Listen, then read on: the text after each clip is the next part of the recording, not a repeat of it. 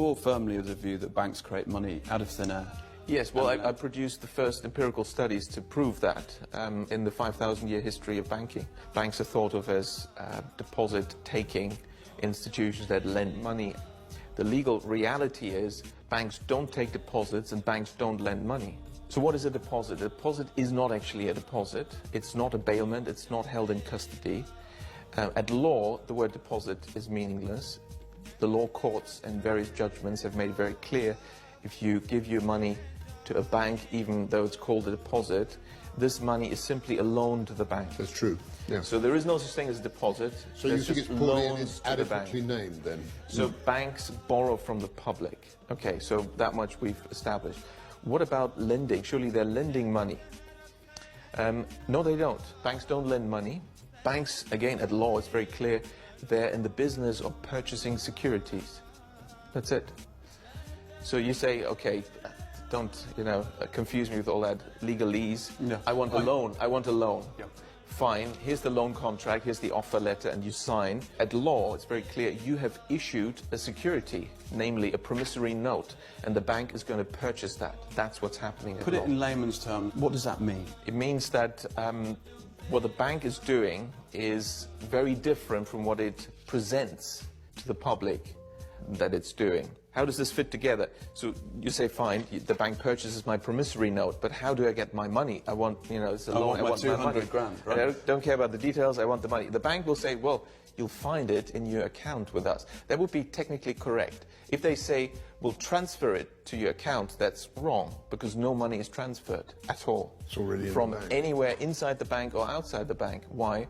Because what we call a deposit is simply the bank's record of its debt to the public. Now, it also owes you money, and its record of the money it owes you is what you think you're getting as money, and that's all it is. And that is how the banks create the money supply. The money supply consists to 97% of bank deposits, and these are created out of nothing by banks when they lend, because they invent fictitious customer deposits. Why? They simply restate, slightly incorrectly in accounting terms, what is an accounts payable liability arising from the loan contract having purchased your promissory note as a customer deposit, but nobody has deposited any money. I wonder how the FCA deals with this, because in the financial sector you're supposed to not mislead your customers. Anyway, so I don't think the answer so the banks create the money supply by inventing these claims on themselves, the fictitious deposits. That can be actually positive for the economy as long as this money creation is in line with the creation of new goods and services, implementation of new technologies, and therefore adding value. And adding value in the economy is funded by this money creation. If that happens, and we're talking about business investment, productive loans, productive bank credit, you will have no inflation. These loans can also be serviced and repaid. You have a stable economy without problems and with low inequality. And so countries that achieve this, that the banks lend mainly for productive purposes, whether it's Germany in much of its 200-year history, or in the last century, the East Asian economies where bank credit was largely for productive purposes, then you're fine. But there's two more cases. I quickly need to point them out because that's the contrast. But just clarify that inequality is significantly lower? Lower, yes. Inflation is low? Yes, and you have stable growth. And the real economy thrives. Is booming, yes. That's when bank credit creation is focused on productive lending for productive purposes. As opposed to speculation and asset price? As opposed to, there's two other types. If banks create credit for consumption, it's obvious what's going to happen. You suddenly have more money created and more demand for goods, but it's the same amount of goods and services. So you're creating consumer price inflation. That's well understood, and central banks are watching that a little bit. And what's less well understood is, and what's the biggest in the UK, it's probably more than 70% of all lending, actually way more than that, is bank credit creation, so money creation for financial transactions, for asset transactions, for purchasing ownership rights. Now then you have a problem. Why? Because you're creating new money, but you're not creating new goods and services. You're simply, they're constant, aren't they? You're giving somebody new purchasing power over existing assets, and therefore you must push up asset prices. So this, You can draw a chart where you show, you know, asset prices, land prices, property prices in the UK, and they will match very closely, as I've shown in Japan and other countries. And that also creates the inequality. So when the banking sector has focused too much on unproductive lending, and in the UK it's dominant. It strikes me that what you're telling me, and tell me I'm wrong, is that lending, in order to get round this deposit/loan situation, needs to be categorised. You're right, exactly. Is that right? That's right. We need to look at where the money is going. That makes a whole world of difference. Okay. So if money bank credit is extended for productive purposes, you're fine. You'll get a good economy, no inflation, and financial stability. And also, you don't have this inequality problem. And do you think there should be different capital ratios towards each? Capital, the whole Basel capital approach doesn't work. Why? Because it's premised on the idea that banks are just financial intermediaries. But they're not. They're money creators. We need bank regulation that recognizes reality of how the banks actually operate. So what you're saying, this is a regulation problem? Clearly, yes, it's a regulation problem. That's right. We need different regulation. And the only regulation that actually has succeeded in history, and we have good data for the 20th century in particular, in preventing asset bubbles and banking crises, which are all driven by this bank credit for financial transactions. You know, leads to this asset boom, and it's a game of musical chairs. You know, you have to play it. It's rational to play it while the music is playing, which is how asset prices are driven by ever more bank credit for financial transactions. The moment it stops, asset prices fall. You get the first bankruptcies, banks get risk averse, the whole thing goes into reverse, and banks go bust. But you can avoid this, and the only regulation that has succeeded in avoiding this is guidance of bank credit. Simple rules.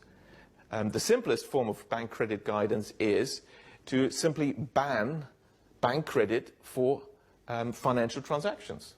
It doesn't mean financial transactions are bad. No, let the speculators speculate and let them even borrow money, but not from banks. That would make a whole world of difference. Who do they borrow it from? Well, they can issue bonds or, you know, borrow in the markets, whatever they want. But that's risk. But they shouldn't get access to the public privilege of money creation, you see. I know what you mean, yeah. And that creates the problem, that creates the boom-bust cycles. But in some countries, they've succeeded in preventing this asset inflation. Which ones? Such as Germany, without even credit guidance, by having a banking structure, a banking system that's dominated by banks that don't want to do this financial speculation in the first place. These are the community banks. So Germany was 70% of banking. What do you call the Landesbanks? Being, yeah. No, not the Landesbanks, the smaller ones, the 1,500 Right. Volksbanken, Raiffeisenbank. Okay. They're actually the main banks in Germany. There's so many of them, each is small. And they lend mainly for productive purposes to small and medium-sized enterprises. The Mittelstand, which has been the backbone of German economic success for the last 200 years despite wars and disasters, has only been successful because they also have their local small banks funding them all the way through.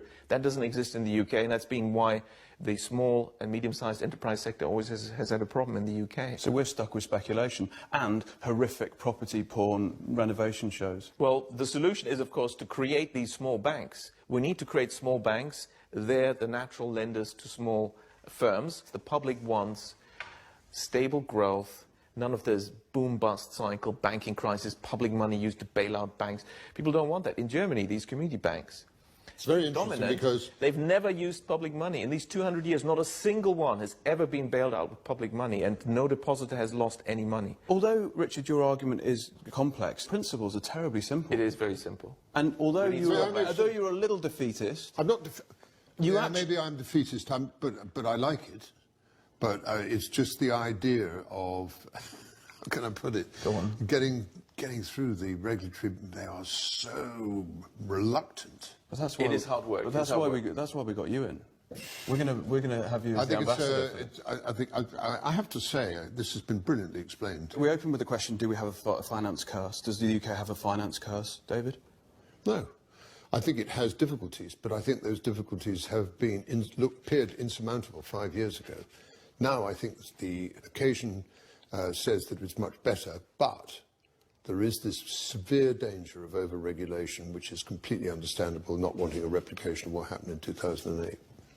Has the UK got a finance curse? Is it a trick question? Because the UK doesn't have finance.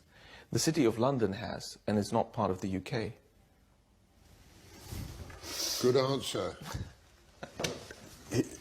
Good answer. It's international, he's right. The City of London is outside the United Kingdom. Do you know that? It's really shocking. And therefore, it's also not part of the EU, which explains although it couldn't be part of the EU because you have to have democratic elections, and the City of London doesn't, right?